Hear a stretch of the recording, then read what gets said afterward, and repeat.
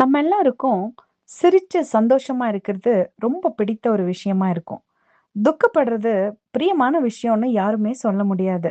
துக்கத்துல இருக்கிறவங்கள பார்த்தாலே நம்ம எல்லாரும் தூரமா போயிருவோம். ஏன்னா, ஐயோ! இவங்க கிட்ட போனா எப்ப பாரு ஏதாவது சோகமான ஒரு காரியத்தையே சொல்லிட்டு இருப்பாங்கன்னு சொல்லிட்டு, துக்கப்படுற ஆட்களோட ஜனங்கள் யாரும் சேர மாட்டாங்க. ஆனா, சந்தோஷமா இருக்கிறவங்க கிட்ட எப்பவுமே ஒரு கூட்ட ஜனங்கள் இருப்பாங்க. வேதத்துல ஒரு வசனம் இருக்குதுங்க. அதாவது, "நகைப்பை காட்டிலும் துக்கிப்பு நலம்" அப்படின்னு எழுதப்பட்டிருக்குது. இதுக்கு என்னங்க அர்த்தம்? நகைப்பை காட்டிலும் துக்கிப்பு நலமா? சிரிக்கிறத பார்க்கிலும் அழறது நல்லதா? இது கேட்கறதுக்கே அ வினோதமா இருக்குதே அப்படின்னு சொல்லி நம்ம நினைக்கலாம். ஆனா, வேதத்துல இதற்கான அழகான ஒரு சம்பவத்தோடு ஆண்டவர் நமக்கு விளக்கத்த குடுத்திருக்கிறாரு.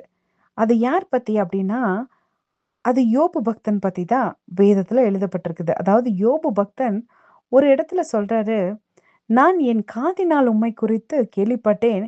இப்பொழுதோ என் கண்கள் உம்மை காண்கிறது" அப்படின்னு சொல்றாரு.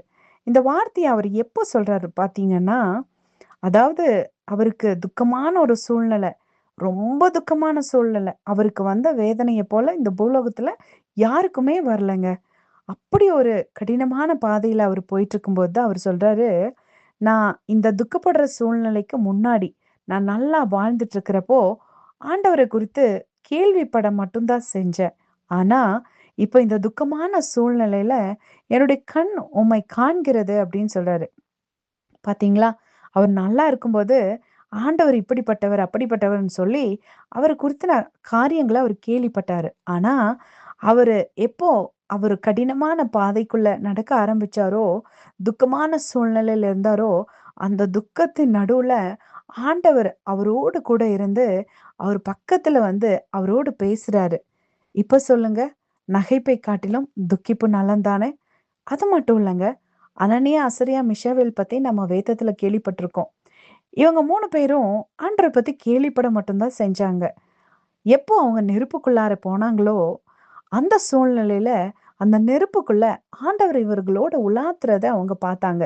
அவங்க மட்டும் இல்லங்க, இந்த உலகத்துல இருக்கிற அத்தன பேருக்கும் சாட்சியா மத்தவங்க பார்த்தது கூட அங்க எழுதப்பட்டிருக்குது. அப்போ இப்ப சொல்லுங்க, நகைப்பை காட்டிலும் துக்கிப்பு நலம். சந்தோஷமா இருக்கிற சூழ்நிலைய காட்டிலும், துக்கப்படுற சூழ்நிலை நலம் அப்படின்னு சொல்லி வேதம் சொல்லுது. எதனால துக்கப்படுறது நலம் அப்படின்னா, அதாவது லௌகீக துக்கம்னு ஒண்ணு இருக்குது.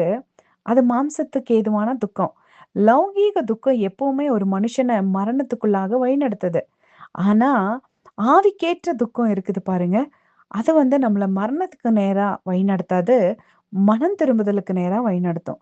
நம்ம எப்போ மனம் திரும்பி ஆண்டவர பார்க்கணும்னு நெனைக்கிறோமோ, அந்த நேரத்துலலாம் ஆண்டவர் அழகா நம்ம அருகில நம்மளோட பேச அவரு ஆயத்தமா இருக்கிறாரு. ஆமாங்க. நம்ம நல்லா இருக்கும்போது, ஆண்டவர பார்க்க முடியாது. ஆண்டவர பத்தின காரியத்த கேட்க முடியும். ஆனா துக்கப்படுற சூழ்நிலையில தான் ஆண்டவர நம்ம பார்க்க முடியும்.